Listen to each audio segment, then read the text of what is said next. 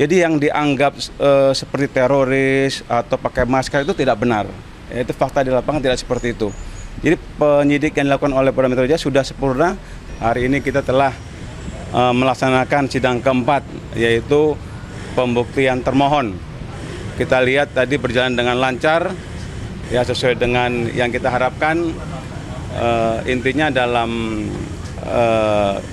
pembuktian yang termohon sampaikan itu diterima oleh hakim dengan lengkap, yaitu kami mengajukan 50 bukti surat dan 1 saksi ahli. Jadi berjalan lancar. Lalu terkait yang dianggap cacat formal itu seperti apa? Oke, itu istilah catat formal tidak ada, tapi akan dijelaskan oleh ahli yang waktu saat ini menyampaikan sampai di mana. Oke, tadi mungkin pertanyaan soal cacat formil itu istilahnya kan lahir dari pemohon ya. Jadi pertama saya dihadirkan sebagai ahli untuk menjelaskan rangkaian upaya paksa yang dilakukan setelah P21 tadi. Yang pertama saya jelaskan bahwa rangkaian upaya paksa yang dilakukan oleh penyidik itu memiliki justifikasi, memiliki basis. Karena penyidikan itu belum selesai, baru selesai penuh itu ketika pelimpahan tahap 2, yaitu secara fisik diserahkan ke kejaksaan yang pertama. Yang kedua, soal cacat formil itu sebenarnya definisi yang diberikan oleh pemohon ya, cacat formil. Tapi kan itu ditanya soal kalau ada surat, kemudian surat itu menjelaskan tentang dasarnya adalah KUHP baru, sedangkan yang kita pakai adalah KUHP lama, ya apakah itu sebuah kesalahan? Ya, kesalahan, tetapi apakah kesalahan itu ya cukup ya, derajat kesalahan itu cukup untuk membatalkan semua tindakan penegakan hukum? Saya jawab tidak. Kenapa? Karena kesalahan itu adalah sebuah kesalahan yang minor. Nah, kesalahan itu juga kemudian direduksi dengan pencantuman pasal transisi di KUHP yang 361. Itu yang kedua. Kemudian yang ketiga, soal basis pra-peradilan ini. Nah, ini kan perkara yang dilakukan oleh Polda ini, penyidikannya dilakukan sebelum adanya KUHP baru. Pra-peradilan ini dilakukan dengan KUHP yang baru.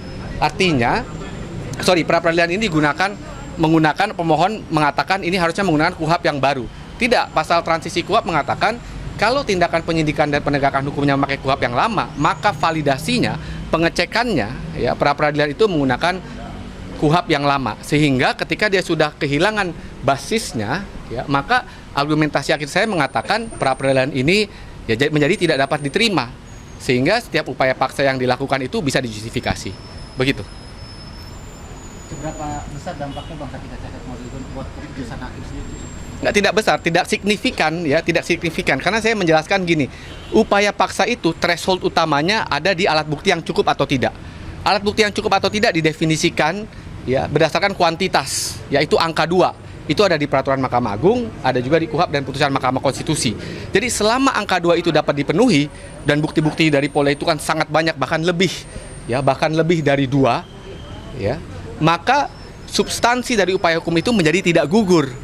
Jadi kesalahan tadi pengetikan mestinya Undang-Undang 881 menjadi Undang-Undang 20 2005 dengan pasal transisi itu ya ada bentuk kesalahan, tapi kesalahan itu sangat tidak signifikan untuk membatalkan seluruh upaya paksa yang dilakukan oleh Polda Metro Jaya. Namun pihak Polisi bilang ketika surat penggeledahan tidak ditunjukkan ke rumah, itu seperti apa Bang?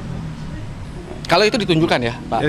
Jadi gini, untuk masalah penggeledahan, kita juga lihat di videonya bahwa yang dilakukan oleh penyidik Polda Metro Jaya sudah profesional ya, dengan diketok, kemudian diantar, dibukakan.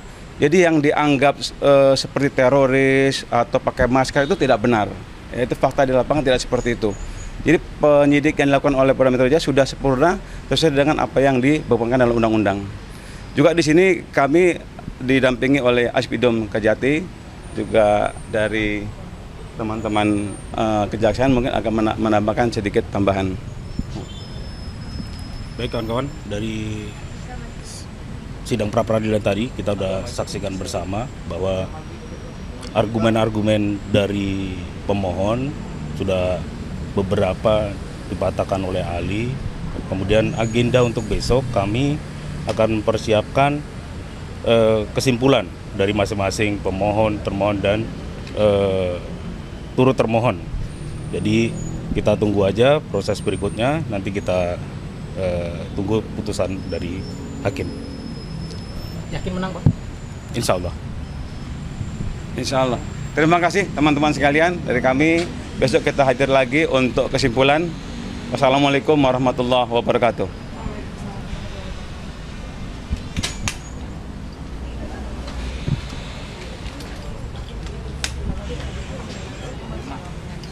Dalam buktinya saja, dalam kesaksian besok orang ada itu hanya ada satu satpam. Satu kok bisa dua? Itu mungkin matanya diginikan dulu, biar satu itu bisa jadi dua. Jadi dua saja sudah salah. Hanya ada satu satpam yang ada waktu itu. Baru setelah saya mau dibawa, datang satu lagi. Itu di CCTV kelihatan.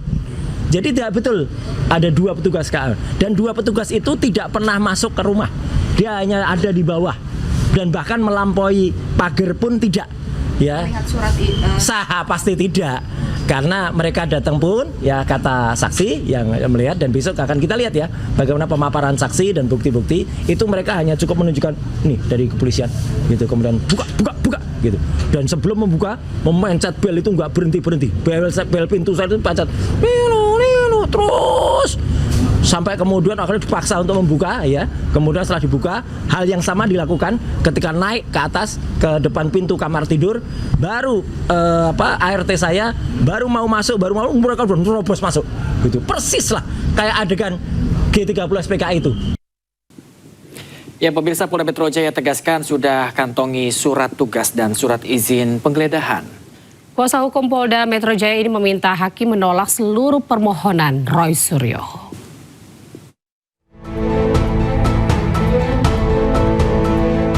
Sidang pra-peradilan Roy Suryo Selasa pagi, Polda Metro Jaya dan Kejari Jakarta Selatan sebagai termohon memberikan jawaban. Tim bidang hukum Polda Metro Jaya menyatakan penyidik telah menjalankan seluruh proses sesuai Kitab Undang-Undang Hukum Acara Pidana atau KUHAP terhadap penindakan kepada Roy Suryo.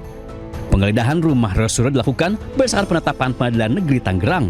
Penyidik disebut juga telah menunjukkan surat tugas dan surat izin penggeledahan. Atas dasar tersebut, kuasa hukum Polda Metro Jaya meminta hakim menolak seluruh permohonan pra-peradilan yang diajukan Roy Suryo. Termohon memperlihatkan surat perintah penahanan beserta berita acara penahanan kepada pemohon dan penasihat hukumnya, serta memberikan kesempatan untuk membaca dan menandatangani dokumen tersebut. Namun demikian, baik pemohon maupun penasihat hukumnya kembali menolak membubuhkan tanda tangan. Roy Suryo bersama kuasa hukumnya menilai jawaban Polda Metro Jaya tidak konsisten. Rencananya pada sidang lanjutan, Roy akan menghadirkan saksi. Saya pun juga kaget ketika kemudian kok balik lagi ke KUHAP yang lama, padahal itu jelas-jelas ya. Dia detail secara hukumnya tadi sudah jelas. Dan besok pagi ya itu memang akan ada saksi yang juga kami hadirkan, dan itu akan jelas akan membantah apa-apa yang tadi telah disampaikan. Termasuk mereka menghindar dari satu syarat yang sangat penting. Bukan hanya satpam. Yang paling penting itu adalah ada perwakilan dari penduduk setempat. Sidang pra-peradilan diajukan Roy Suryo untuk menguji sah atau tidaknya tindakan penyidik Polda Metro Jaya. Dari Jakarta, Tim Liputan iNews melaporkan.